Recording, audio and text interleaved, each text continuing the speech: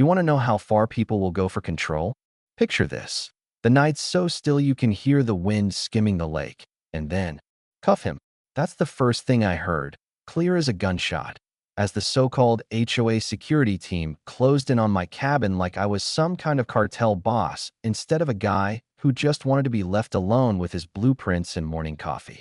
Heavy boots on the deck, flashlights cutting wild patterns across my windows.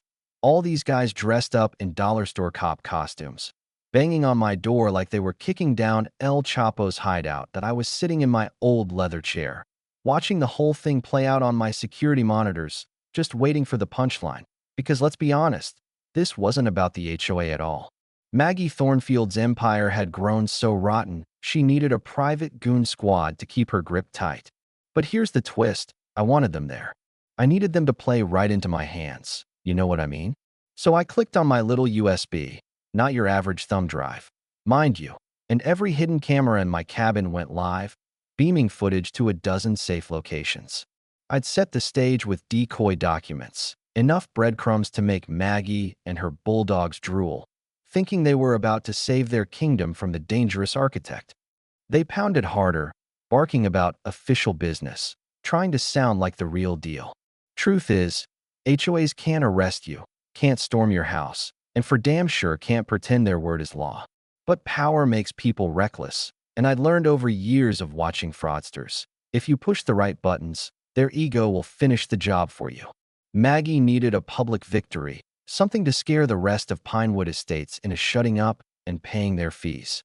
She'd convinced herself this stunt would keep her name clean and my mouth shut.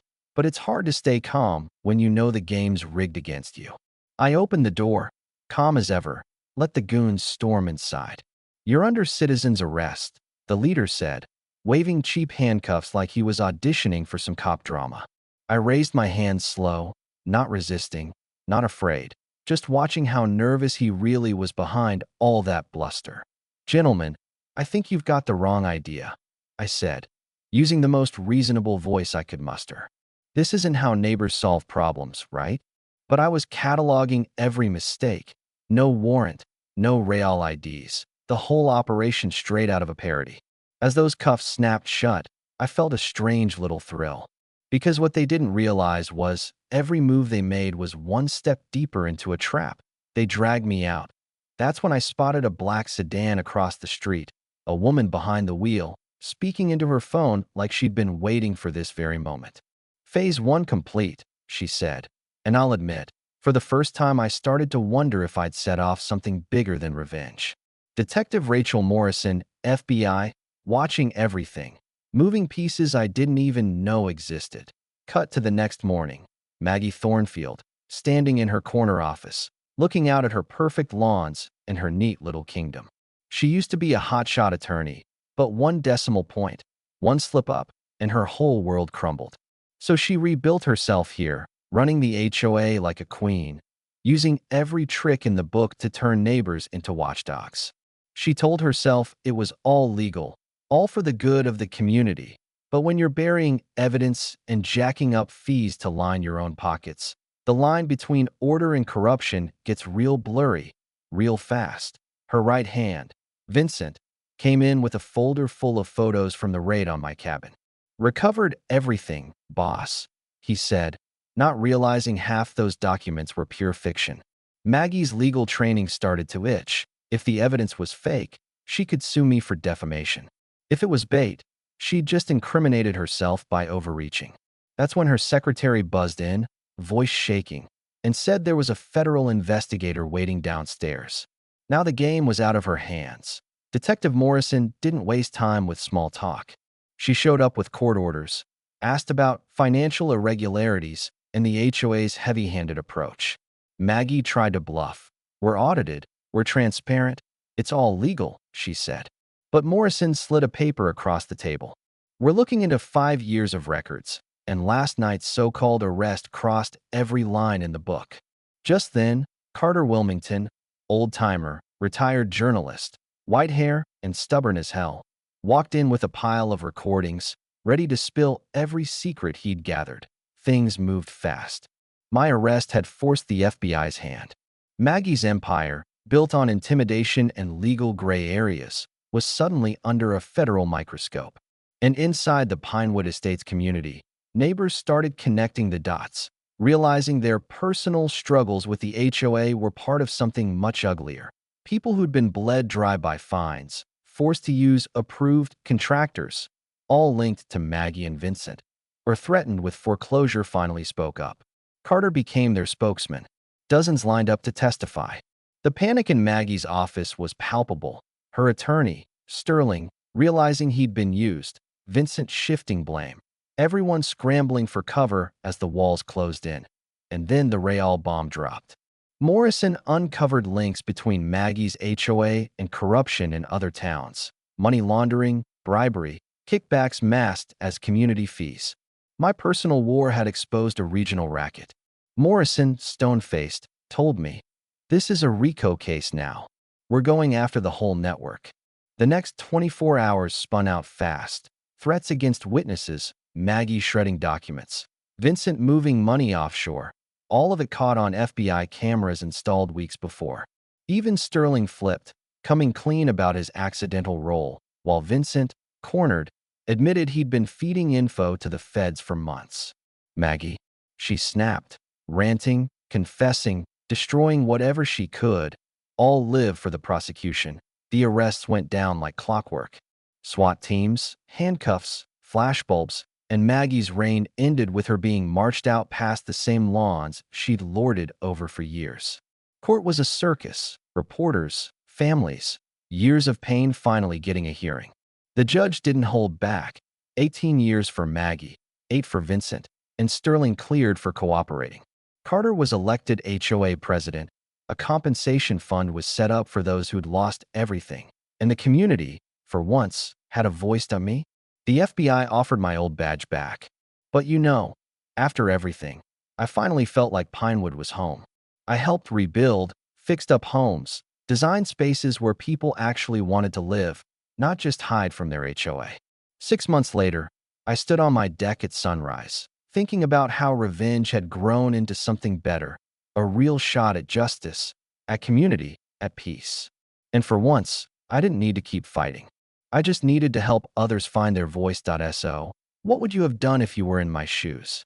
Ever been pushed to the edge by someone in power? Drop your thoughts below. Is revenge ever worth the risk, or does real justice come from standing together? Like, share, and subscribe if you want more stories where the tables finally turn. Let me back up a sec, because if you think that's where the story really ends, well, you haven't spent enough time in Pinewood Estates. See, when the dust settles after a takedown like that, it's never just quiet. You'd think after Maggie got hauled off, the air would clear, people would breathe easy again. But the thing nobody tells you is, cleaning up a mess that big takes more than one hero, one arrest, or even one community meeting with free coffee and nervous laughter. First off, the fallout from the trial was way bigger than anyone expected. The media circus didn't just go away. Reporters hung around for weeks, trying to snag interviews with anyone who'd ever gotten so much as a warning letter from the HOA. Some folks loved the attention. Most hated it. And then, of course, there were the copycats. Neighboring communities suddenly started questioning their own HOAs, digging through years of fees and fines, finding more rot beneath the surface. One thing about exposing a network like that, once you turn the lights on, the cockroaches scramble, and you see just how many corners they've been hiding in. But let me tell you what really changed. People started looking at each other differently. The same neighbors who'd once scowled over fence heights and mailbox paint started sharing stories, trading numbers, watching each other's backs in ways I hadn't seen before. It wasn't all sunshine. Old wounds take time to heal, and not everybody wanted to forgive or forget, but the whole vibe around here started to shift. Community felt less like a slogan and more like something you could reach out and touch. Carter Wilmington. Now there's a guy who surprised everyone. He went from nosy retiree to the glue holding this place together. You should have seen his first meeting as HOA president. Old school, no nonsense, standing at the front of the room with his sleeves rolled up, telling everyone, no more secrets. If you've got a problem, bring it. If you want to help, join in. Folks listened. They actually voted on things. They brought in an outside auditor, opened up the books, and started refunding some of those bogus fines. I never thought I'd see it. Neighbors hugging each other after years of silent standoffs, swapping baked goods instead of threats. Yeah, that happened. And me? Well, I was ready to disappear, honestly. After 7 years living under an alias, you get used to leaving before you grow roots. But Pinewood had a way of getting under your skin. I kept getting calls. Hey, Jason, can you look at these plans for the new playground? Or mind helping the Walsh family fix their porch? Before I knew it, I was busier than ever, building stuff that actually mattered, helping kids carve their names into tree houses instead of hiding behind locked doors. Detective Morrison checked in from time to time, updating me on the ripple effects of the case. Turns out, the RICO prosecution shook loose, dirty officials from towns I'd never even heard of. They recovered enough money to start a community fund, helped families buy back homes they'd lost, paid for lawyers in other towns starting their own fights. I got invited to speak at a couple town halls, telling people, hey, you're not powerless. The rules are only as strong as you let them be. Never thought I'd become the face of HOA resistance. But life's funny that way. Of course, there were still challenges. Vincent, Maggie's old treasurer, tried to cut a deal, spilled everything. But the FBI kept him on a tight leash. Every so often, some slick new management company would sniff around, thinking they could buy up Pinewood's goodwill for pennies on the dollar. The new board shut that down hard. They even started a neighborhood newsletter just to keep everyone in the loop and remind folks that nobody was above the rules. Not anymore, that I'll be real with you. There were moments when I missed the chase. The adrenaline, the clever traps, the satisfaction of watching a house of cards collapse just because you nudged the right piece. But after a while, you start to realize peace isn't the absence of trouble. It's the result of people choosing to look out for each other, even when it's not easy. The best twist? That black sedan with the FBI plate started showing up less and less. Rachel Morrison finally swung by one Sunday, dropped off a folder thick with court documents and photos from the other investigations, said, "You did good, Jason. Now let your community do the rest." She didn't stay for coffee, just winked, told me to call if I ever wanted back in the game. Last week, I walked down to the lake for a cookout. Kids laughing, neighbors arguing over who made the best potato salad. Carter raised a toast, and for once, nobody was afraid to speak their mind. Someone asked if I had any regrets. I said, sure, I wish I'd started fighting sooner. But maybe sometimes the only way to change the game is to get knocked down first, so you know what you're standing up for. So, that's where you find us now, still picking up the pieces, still learning how to trust, but no longer afraid of who's pulling the strings behind closed doors. Pinewood isn't perfect. No place is, but it's ours. We built something better out of the ashes, and maybe that's what justice is supposed to look like. Not a perfect ending, just a better story. And hey, if you're still listening, let me ask you, has your neighborhood ever faced something like this? Would you have fought back or walked away? Drop your stories below. Like, share, and subscribe if you want more true tales where the little guy gets the last word. Because around here, we're just getting started.